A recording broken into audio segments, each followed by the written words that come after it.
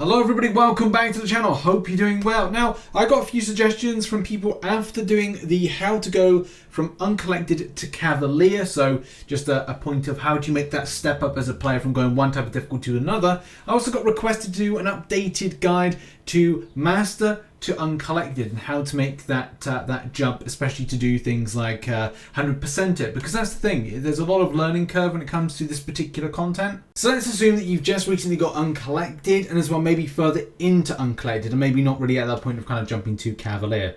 So I want to assume at this point you're either between levels 40 and at least upwards of 50, even 60.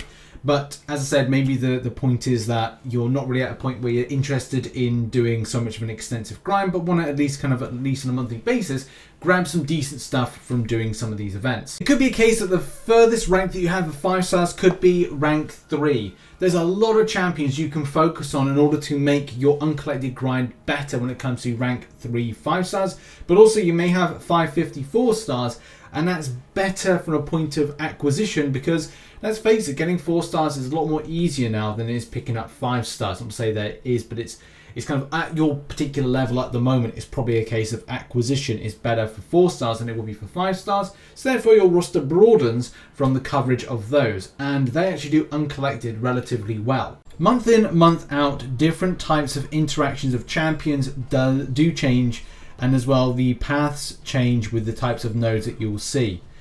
It's nice in any case, just for the purpose of this video, to break out my Nightcrawler, which still packs a punch to this particular time, placement and day. I actually like Nightcrawler, especially from the extent of situations like this, where the high evade ability of this champion, which isn't really kind of rated as being a top god tier champion, can literally do the business on creating distance and as well avoiding specials. So there's a bit of a double whammy, which I actually really like. Good intercepts as well will be very helpful for situations when you're going up against certain champions. As I said, it is great to brush off that OG champion to do some amazing fun damage and as well do all the kind of skipping back, which other champions don't actually do. A good parry heavy method or parry and then hit method and 5-hit combo can work quite well. But it's important when you're doing this, just watch the screen as much as possible and look out for little subtle nuances of distance, especially when it comes to the playstyle elements. Nodes are very important things to look out for as well. Some of the nodes that are presented in this Uncollected difficulty could be things that you've not actually gone up against. When you're going into things like Act 6 and Act 6.1, you'll probably come across a lot of the nodes that are presented. Not all the time, but things like Hurt Locker, as well as just any of these really, when it comes to nodes, you'll come across and go like, well, I've not seen this before. Certain other ones, when it comes to like Spry, there are going to be champions that do things like shrug off debuff effects, like Crossbones that can be really effective against this. But a lot of times this is all about you refining your understanding of what a good champion is to take on various pieces of content for whatever reason. I've put together something that usually happens and something I'll be expanding on in a spreadsheet, which will in the future be something on the lines of like, here's champion abilities and a list of their counters. Here are some nodes that you'll likely see in some of the different content, and here's their counters, which will be a quick grab on a monthly basis. So more on that very, very soon. It's a big project that I'm working on. But the second thing is down in the description, there's information about several champions. Certain scenarios are going like, okay, well, debuff shruggers. Who are these debuff shruggers? As well, we're talking about Spry.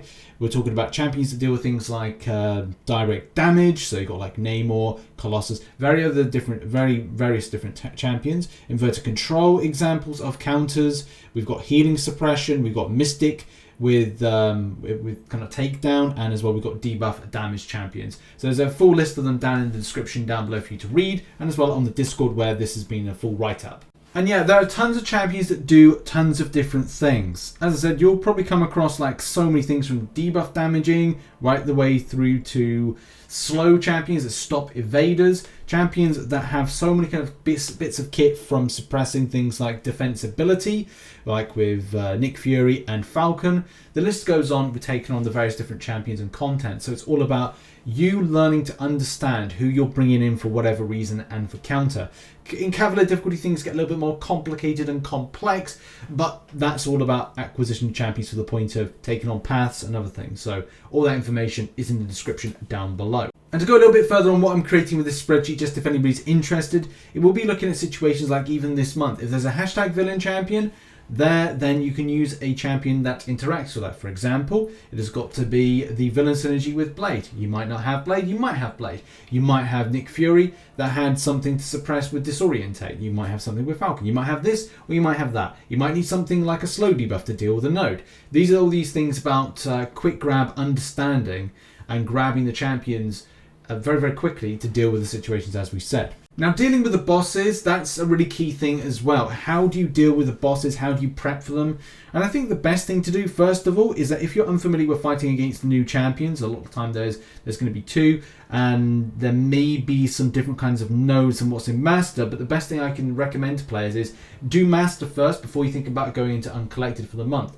Spend about, I don't know, a good chunk of a week grinding out Master. Once it's done, then move on to Uncollected. The reason that I recommend that is because you will get an understanding of how the quest plays out. You'll know the champions you're facing off against, number one, and number two, you'll have good practice against some of the special attacks of both champions. It's going to be very difficult when you get to the content to then get yourself a little bit of experience, especially with the nodes changing. And this is the point of going, reading is key, especially with the abilities that the character gets. If there's going to be something in particular you're going to face off against, like say this month was Unstoppable, next month may be something completely different, like a debuff effect. It could be something that the champion gets, again, Hard Knock Life, it may get Spry and Evade, it may get Juke, it may get some very kind of weird and unusual types of nodes. And you're going to be thinking to yourself, well, how do I take this down? And it may be good to do at least one run through that's kind of like unsuccessful and then kind of figure out from there. Or you can watch content on YouTube. I would recommend Unofficial Command Mike for what he does, which he breaks down, especially the two new champions. And as well, my coverage, which I do a lot of all the Cavalier bosses and with all the Cavalier bosses, it gives you an idea of what's going to be Uncollected. They're not exactly the same, but at the same time, there's similarities. And that's the key thing as well of going like, okay, well, the champion gets Unstoppable.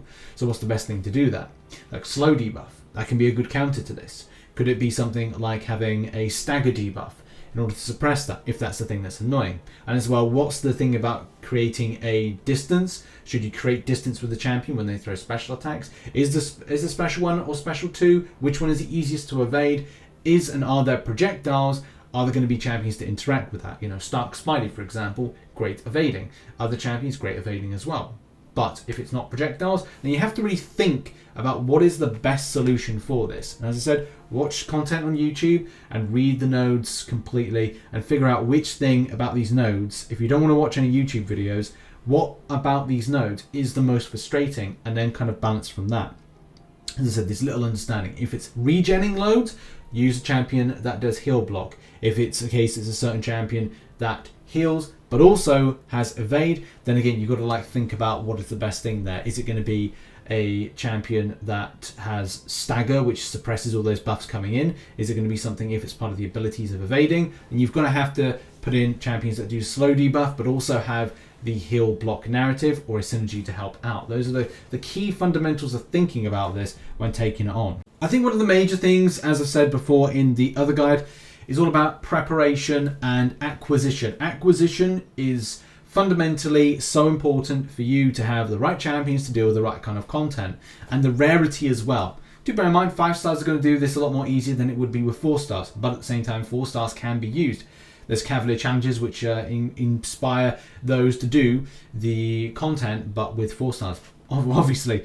But when it comes to the acquisition, well, it's not just about 5 stars, it's all about 4 stars. You can use dual class crystals as a great way to obtain the champions you need to take on the content.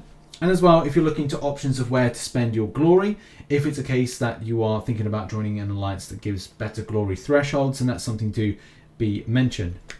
Because look, in the glory store, we have got options. Yours will look very different to mine. Mine's a Thronebreaker glory store, but if you've got yourself an Uncollected one, then you'll look to acquire things like your tier 2 alpha and tier 4 basic, tier 4 class catalyst, and all the helpful resources there, and that's great. Acquisition is better than it has been for those types of things, to the rank up materials. Make sure to do side events. Side events are a good opportunity. They're a lot more easier now than they've been. Yes, they're not great when it comes to Uncollected, but at least it's a point of saying, look, if you acquire over a length of time, then at least there will come a point where you'll be able to target one specific champion to have it ranked up and improve for you Wish Crystal down the line will hopefully improve other elements, but also don't write off the impact of incursions. Incursions can give some good stuff, and as well, the more you save up, say if you've got like a key incursions champion, then you can go for things like these special dark artifact crystals, whether or not you do a 4-star or even have the opportunity for a 5-star, it's an option. Or if you're looking to acquire, and I wouldn't recommend basics, 5-star basics have pretty much become irrelevant, especially with the increased value of doing a dual class crystal and picking up some good stuff. But also don't write off recently buffed champions and the 5-star featured. Yes, it's 15k to spend, but if you're looking to acquire a more varied 5-star roster, I would recommend the dual class crystal. Have a good old time with that. The final thing about acquisition is all about arenas. Now, at the point of recording this video, it will be a case, and release it as well, that Kabam haven't answered the questions based on the arena problems that players have with the pain points. The pain points being getting to milestones quicker and as well acquisition of some of the champions within the milestones. Do bear in mind, Kabam will be answering this and they will be dealing with this situation. I can't give you a date and time of when they're going to do that, but it will be coming at some point either this week. At latest, it will be next week. There are discussions going on at hand to this particular subject. So, yeah, there will be better times ahead for people that grind arena and want to get champions. Especially, you know, with decent champions coming out, that you can use them to take on the content. The next thing that's important is items. Items will allow you to get through some of the content. If you've got revives, which you can get from the solo event, and health potions, even though it's not so substantial as I think when you're uncollected to get health potions. But I would say things like champion boosts are very important, especially the ones you can pick them up from the loyalty store. If you don't spend your loyalty on potions to get yourself through alliance based content like Alliance Quest and Alliance Wars, then at least you've got the option of having somewhere to kind of like grab the nice stuff, the spicy stuff to kind of help you through that, whether or not it's boost and whether or not it's revives or health potions. Let's quickly talk about skill. Skill is something that is and takes time. It takes a lot of time to understand the elements of intercepting, and especially with certain types of play styles. There will be people that will be very deep interceptors, and I do that from time to time. There'll be people that be very much kind of like the rubber banding that I like to do, where you just kind of like bounce back and forth, especially with trying to do some intercepts. I call it rubber banding. Sometimes it doesn't feel like I'm rubber banding that well, but other times in this video, I've got a good kind of like method of swipe there. That actually went very well. But if you're not into doing the intercepts, in particular like staying at the back and watching the champion fly towards you, you have to literally time it so kind of fine to get that moment where it just comes in and you've getting that the consistent 5-hit combo to then intercept with a 5-hit combo as well. Then you need to find champions that are good with block proficiency, and those stats can be checked out if you go to any of the champions. You then click on them, go to info, you then go to attributes, click on the attributes, have a look at the percentage, and then scroll down to the block proficiency. If it's around about 70 or upwards, you've got something that will be able to withstand something quite extensive, especially if you're doing a parry. So look out for that. That can be like, I think when you're doing Uncollected, it's fine to do that. It's just something that in time you may want to kind of learn it a bit more. But look, it's event questing and it should be more chill and grind, so you do you at the end of the day. The final thing to talk about is Masteries. I've put a link in the description to a video that I produced, I think, last year, and I will be doing an updated one on newer Masteries or Masteries for newer players. And the thing is with Masteries is like, it's very much specific to you as a player how you choose to set up everything when it comes to outputting more damage, regenning, and then going further into things like suicide masteries, willpower, for example, and situations like that. I would say that it's important as you're a new player to evolve to offensive masteries and at least kind of like do a little bit here with your defensive and then go over to your offensive side of things and add things into things like, yeah, willpower. And then as you get further in and you want to invest your units into stuff, is then think about doing it into either suicide masteries or doing some very much kind of like deep wounds type setup, and then go through some of that process as well. But that's more kind of like going into more advanced. I want to assume that you have a very kind of lower amount of mastery points, or at least got a good chunk of it, and have things even in stuff like parry and dexterity, and increasing things like stun, those kinds of things as well. So it's important with masteries, but at the same time, not so important if you are kind of like at a point which is you kind of like got to build and you're fine with it. The final thing to talk about is masteries. I'm sure that wherever you are in the game, you'll have a mastery setup you're fine with. If not, maybe look to things like increasing your critical rating and critical damage. Also look towards your increasing of stun with Limber, and then going into things like Stupefy to increase the length of stun, and various other different masteries which are going to be helpful to you for whatever reason in defensive side of things. You can go down the route of block proficiency if you choose to. I need to change my masteries to something that I like, but until Caban bring in those different loadouts, I just want to either change to one and stay there, or have like an option of kind of like easy to switch between them and set up both the loads. But look to put stuff into critical rating, critical damage, and also into other areas you feel comfortable with. And as well, do watch out for spend, because that's the thing. As soon as you get past a certain point, you will find you're spending units in order to get better masteries, so look out for that. And willpower will be one to kind of work on as you progress through. Now, I think that really concludes all that I need to cover when it comes to going from Master to Uncollected on a monthly difficulty basis on the event quest. So if you want to check out the write-up, go to the description. There's a bit of a write-up what I've discussed. Also, some of the links in the description. This is available on Discord as well, but it's up to you how you ingest the information and the content. Thank you very much for watching this video. Check out some other content located up there, some guides and such like, and I shall see you all very soon. Have a good one. Bye-bye.